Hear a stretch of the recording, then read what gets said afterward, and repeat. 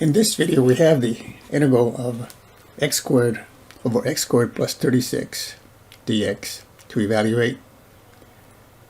First thing, of course, is to decide what method to use. Go ahead and see if you can try this out, and then I'll be back. Now the numerator and the denominator have the same degree, so I could simplify this by dividing the denominator into the numerator, or I could do this and it'll come out with the same thing. I'm simply going to add 36 and subtract 36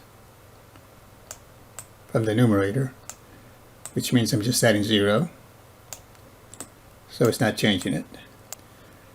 And then I'm going to break this up into two integrals. If I divide x squared by x squared plus 36, I'll wind up with the same thing that I'm going to do here. X squared into x squared will go 1, and then you subtract to get minus 36 over x squared plus 36. Minus 36 would be the remainder. But here's what I have. I'm going to write it this way, so I'm going to put this together. So I'll have x squared plus 36 over x squared plus 36. That'll be one integral. But x squared plus 36 over x squared plus 36 is 1. So the first integral is just going to give me this, the integral of 1 dx. Very easy to integrate that one. And then on the other one, this will give me minus 36 over x squared plus 36. So I'll put the minus out here. And then the 36 will be here. And this will be x squared plus 36 dx. Again, this one, no problem. That's just going to be x when you integrate that. And this one over here has the look of some other integrals we've done before involving a trig substitution. So I'm going to let pick an angle here, theta, tangent of theta will equal to, and then I'm going to let this be x over 6. That's the square root of x squared is x, square root of 36 is 6. So using that trig substitution involving tangent. So this would tell me then, I solve this for a thing for x, multiplied by 6, both sides by 6, I get 6 tangent theta equal to x. Second, the derivative, differential each side here, dx then will equal to 6. Derivative of tangent is secant squared theta. So x equal 6 tangent theta, and dx is equal to 6 secant squared theta.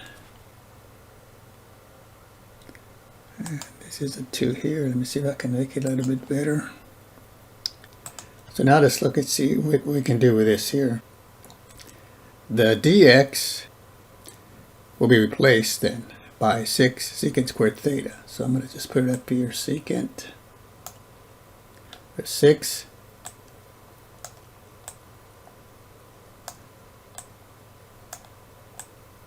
secant squared theta. So this replaces the dx. This replaces the dx. And I need a d theta over here. So d theta. And I need a d theta here.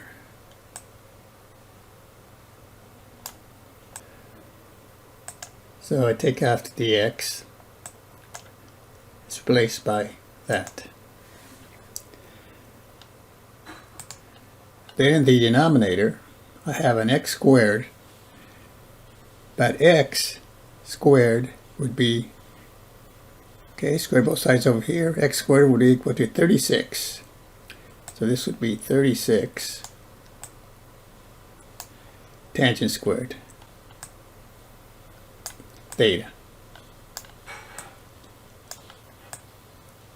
plus 36. So what we're doing again is we're transforming this integral into a integral involving another variable. Changing the variable. It's a substitution. In this case, a trig substitution. So then notice that I'm doing this just to make the video a little shorter here. So I hope you can see what I'm doing here. I'm factoring out the 36 now from the denominator. So this is going to give me tangent squared theta. Factoring out the 36, this is here plus 1. Okay, so this was replaced by this, and then this was simplified to this, and then here one of your fundamental identities, tangent squared theta plus 1 is secant squared theta. So this is now replaced by this. This is what we have. So notice now we can do some simplification. The 36 and the 36 in the denominator cancel. Got a secant squared there, and secant squared here, cancel. Okay, so I'll leave that for a little bit here. You can pause the video if you want here.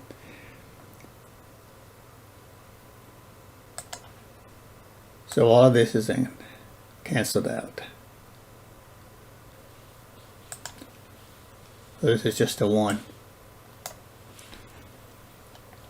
So then this is equal to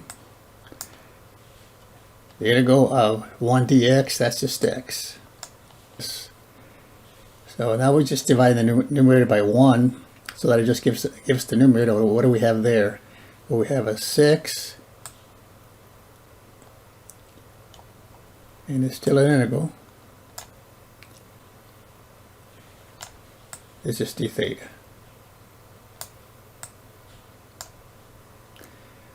Now we can go ahead and integrate, and this will be x minus. So here's the integral of 6 d theta. So now when we integrate this with respect to theta, that's going to give us a theta. We have a theta here plus the constant of integration. Well, now we're finished with the integration. All we have to do is, of course, put it back in terms of the original variable, which is x. So let me just continue over here. I'll say this is equal to x minus,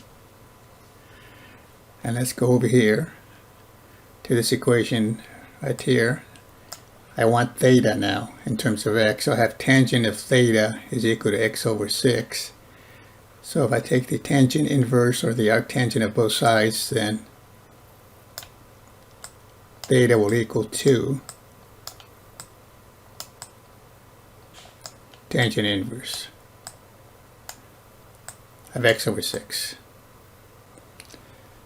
So here then, write it out, tangent inverse x over 6.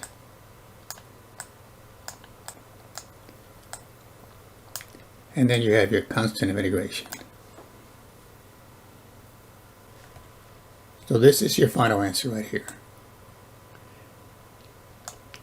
Now one thing you can do when you're doing integration, you're also working with derivatives.